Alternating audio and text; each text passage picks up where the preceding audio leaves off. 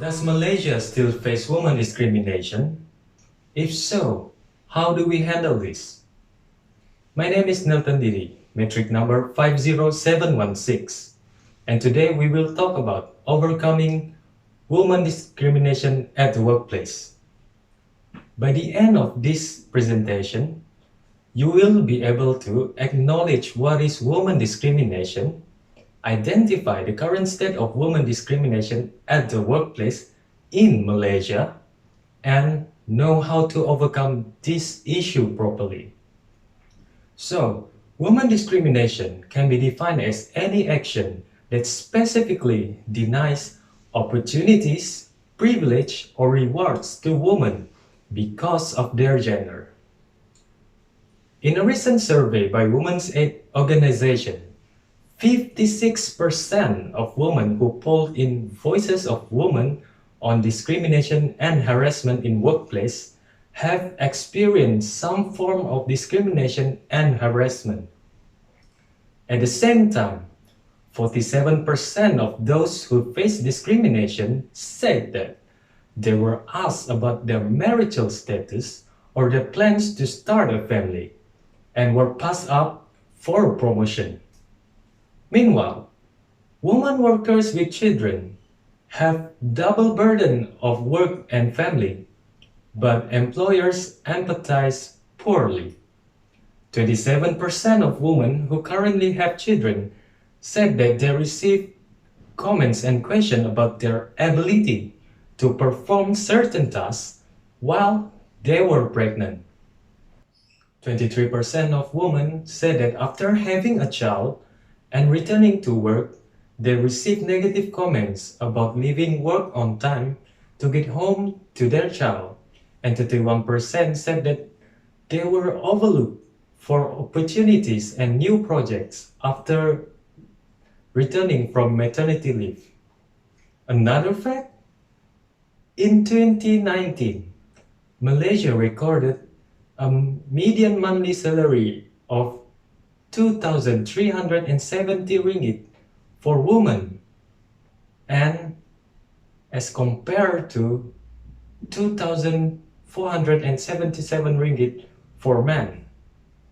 The records and facts shows that urgent attention is needed to handle this issue. Let's see what can be done. Assalamualaikum warahmatullahi wabarakatuh. My name is Azwana binti Mat. My metric number is 67867.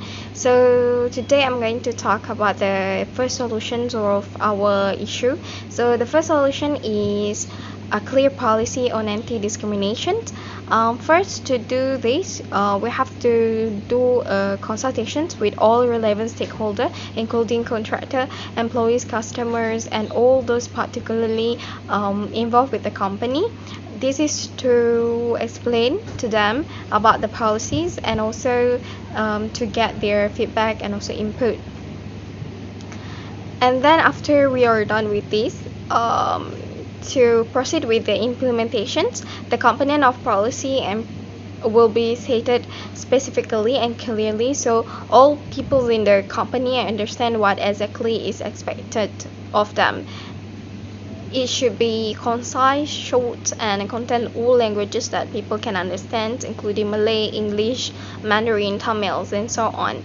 And to make this available to the entire workplace, we will publicize it, and also to make employees can access it easily. We will share the copies to them, either in the forms of PDF or brochures on in singles manuals. And then to ensure the policies is properly practiced, we will supervise the workplace regularly. A follow-up is a must, and any failure to follow the policies, actions will be taken immediately.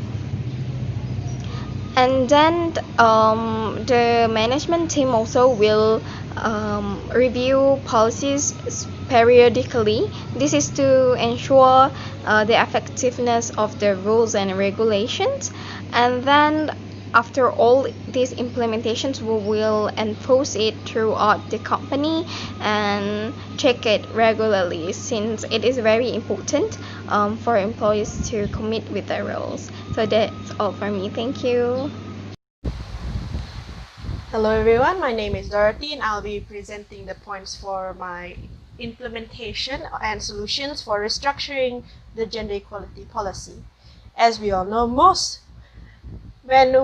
women work less hours than men. Even though they are paid the same, they have to work less hours, especially women of childbearing age or have been married. This also goes as well for single parents, as they have to not only focus on their children, they also have to focus on their family life. So my suggestion is giving out guidelines to companies to promote remote work and flexible hours, especially for indie companies and the companies.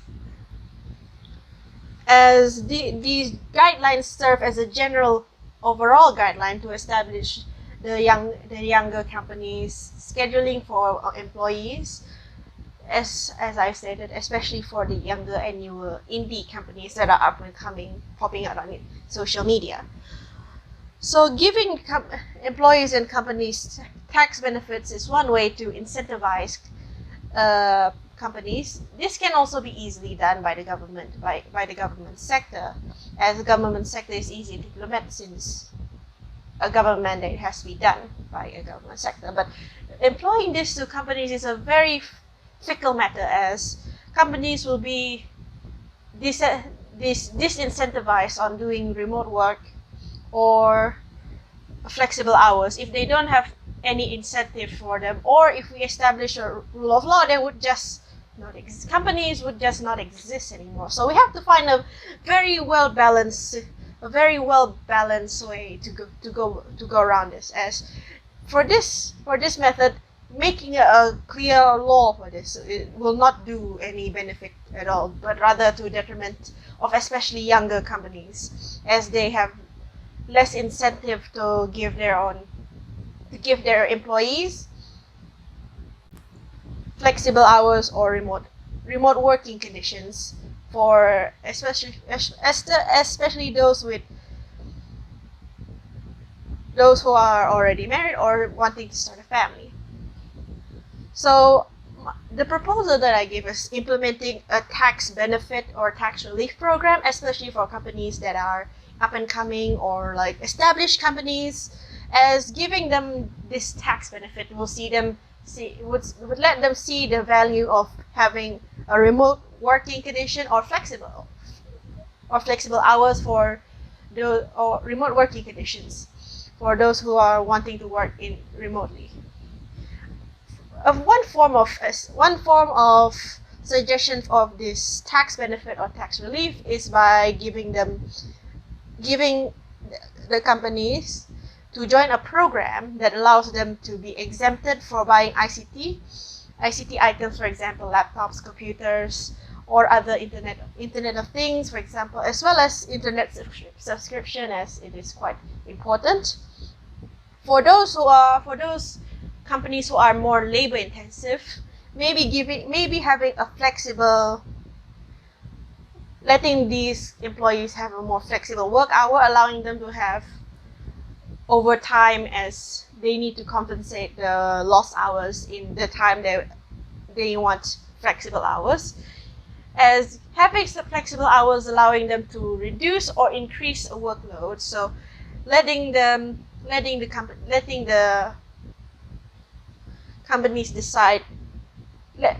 companies and the employees decide to have an agreement on if the employee needs or wants or needs flexible hours for personal purposes or like family purposes. Though this flexible hour may impact their general career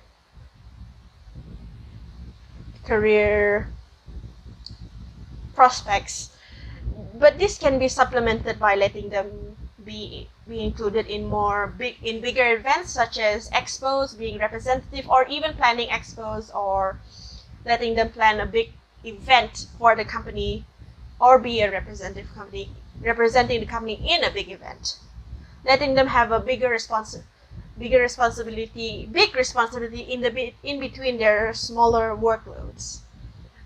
This is in general what I meant by more flexible hours, as though they will have smaller workload in between, but letting them have a bigger responsibility when they have informed that they have more time for being ready for more bigger events, for example, which is normally given during the updates or normally informed by the employee to the manager or higher ups of the company. So another part is establishing promoting older women in their workforce, even though these women, as older women, tend to have less responsibility as they have older children that can take care of themselves, so they don't need to have their hands on fully on rearing their children, so they have more time to focus on their work, and allowing them to have more control, allowing them to be having a more higher paid job seems to be a rewarding effect, to give a rewarding effect towards the women in general, towards the older and senior women in general. I think that is the end of my presentation. That's all. Hi, my name is Esther Jessie Quillen-Grest. My metric number is 65904. The next solution to counter this issue is to introduce the pay transparency standard. So employers are losing out by not effectively utilizing women's academic achievements, experience, and talents. So equalizing women's productivity and participation rates would make a significant positive impact on our economy. Employees often have no idea they are experiencing pay discriminations, and even when they suspect it, they will have problem in gathering the information that would prove it, which undermines their ability to challenge such discriminations. So pay transparency promotes wage equity and gives workers a strong leg to stand on when negotiating for fair pay and to address any unjustified disparities between men and women. So it will provide information employees need to negotiate more effectively and in turn earn more and helping to close the gap. So the practical way we can use to promote pay transparency standard is we should introduce a legislation to mandate the publications of wage data and overall compensation. We have to make a gender pay reporting regulations that is compulsory to every company in Malaysia. We also recognize that publishing gender pay gaps by grade or job type will not workable for all, as many employers do not have standardized grading structures, especially those with complex and changing structures resulting from mergers and acquisitions.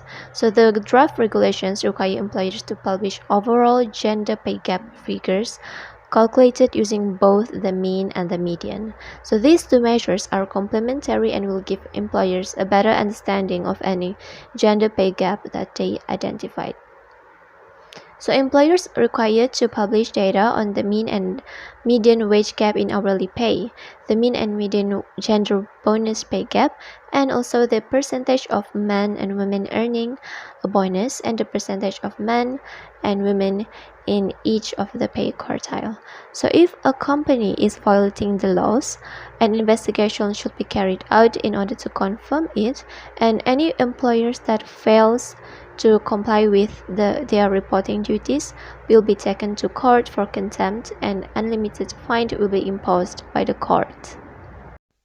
Hello, my name is Nurul Aina Atira binti Asim and my metric number is 67340. As a conclusion, the discrimination issue can be resolved with the three suggested solutions: clear policy on anti-discrimination, restructuring of gender equality policy, and the promotion of pay transparency standard. These solutions suggested are possible as the implementation plans are not just practical but would be beneficial for the workplace as well. Each individual must be willing to perceive issues from another seat. By sharing thoughts with one another, it may help to better understand the way things work for the next person. All in all, having shared an understanding would lead to collective actions benefiting everyone. Thank you.